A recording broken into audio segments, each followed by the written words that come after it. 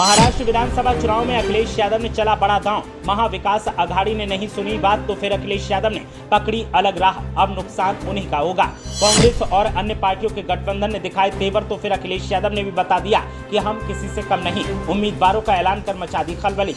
इन सीटों पर महाराष्ट्र में सपा ने अपने उम्मीदवारों का किया ऐलान और विरोधियों के साथ साथ महाविकास अघाड़ी को भी चौंका दिया। असली सियासत का मजा तो अब आएगा।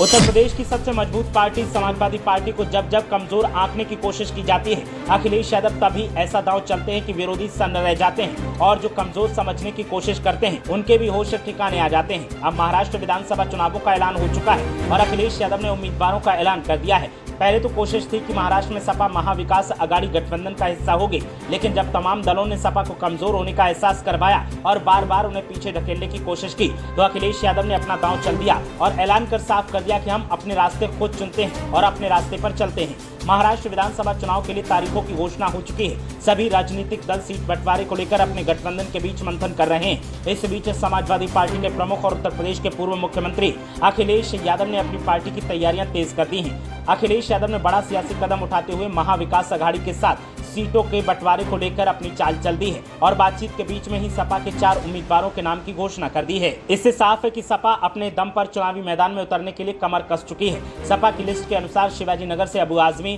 भिवंडी ईस्ट से रईस शेख, भिवंडी वेस्ट से रियाज आजमी और मालेगांव से शान हिंद को टिकट मिला है। महाराष्ट्र सपा के प्रमुख अबू आजमी ने एक्स पर पोस्ट करते हुए कहा कि सपा की महाविकास अघाड़ी से मांग सिर्फ उन्हीं सीटों की है जिन पर सपा मजबूत है और चुनकर आने की ताकत रखती है। सपा के राष्ट्रीय अध्यक्ष माननीय श्री अखिलेश यादव जी की महाविकास अघाड़ी के नेताओं से बात जारी है और जल्द ही सपा के अन्य सीटों के प्रत्याशी घोषित किए जाएंगे। महाराष्ट्र में चुनाव एक चरण में संपन्न होगा। 288 विधानसभा सीटों के लिए 20 नवंबर को मतदान होगा, जबकि मतगणना 23 नवंबर को होगी। लेकिन उससे पहले जिस तरह के हालात दिखाई दे रहे हैं उनसे इतना तो पता चलता है कि महाराष्ट्र की सियासत में इस बात का कुछ बड़ा होने वाला है। जिस तरह से अखिलेश यादव ने उम्मीदवारों का ऐलान किया है वो आने वाले वक्त में सियासत का असली चेहरा जरूर दिखाएंगे और अगर महाविकास अघाड़ी ने सपा की मांग को स्वीकार नहीं किया तो नुकसान महाविकास अघाड़ी का होगा। अखिलेश यादव को इससे कोई फर्क नहीं पड़ता। अखिलेश यादव उत्तर प्रदेश में तो मजबूत हैं ही, लेकिन अब अन्य प्रदेशों में भी समाजवादी पार्टी को ताकत देने की तैयारी में लगे हैं और इसलिए अलग अलग राज्यों के विधानसभा चुनाव में